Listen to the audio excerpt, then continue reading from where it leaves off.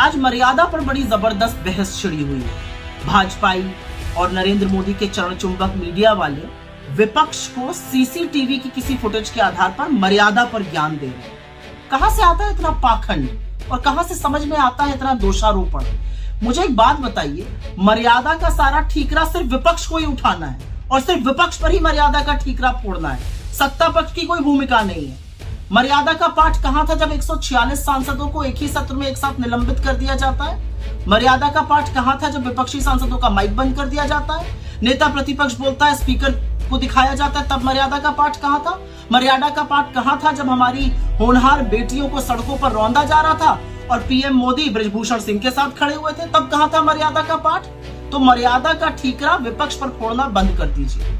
मर्यादा तो तब पूछी जानी चाहिए थी जब 2 घंटे 14 मिनट की स्पीच में सदन मणिपुर को न्याय दो के नारों से गूंजता रहा, लेकिन संसद टीवी ने एक बार भी नारों के पीछे के जो चेहरे थे उनको नहीं दिखाया, एक बार भी विपक्ष को नहीं दिखाया। तब सवाल नहीं पूछा गया आप लोगों से। जनादेश का पालन करना मर्यादा है और जनादेश ये है कि अहंकारी सत्ताधीशों को नकेल कसकर रखी जाए, उनको जवाबदेह बनाया जाए।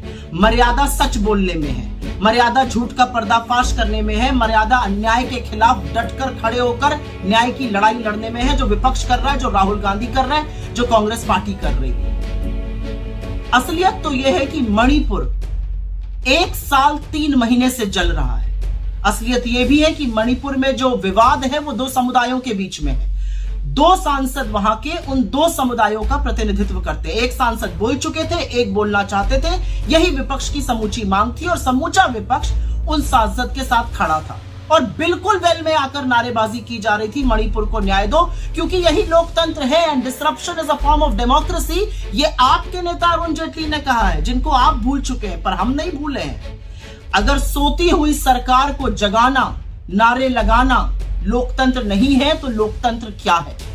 और इसीलिए बड़े दुख के साथ यह कहना पड़ता है कि मणिपुर को उसके हाल पर छोड़ देना, मणिपुर एक बार ना जाना, मणिपुर की समस्या का समाधान ना ढूंढना, जो सरकार अपना विश्वास खो चुकी है मणिपुर पे उसको बरकरार रखना, यह मर्यादा का उल्लंघन है।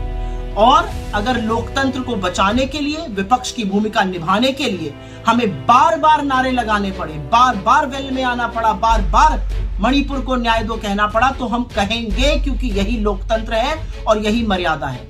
10 साल से तानाशाही करते करते आप ये भूल गए कि अब सदन की तस्वीर और सदन की तासीर बदल चुकी है।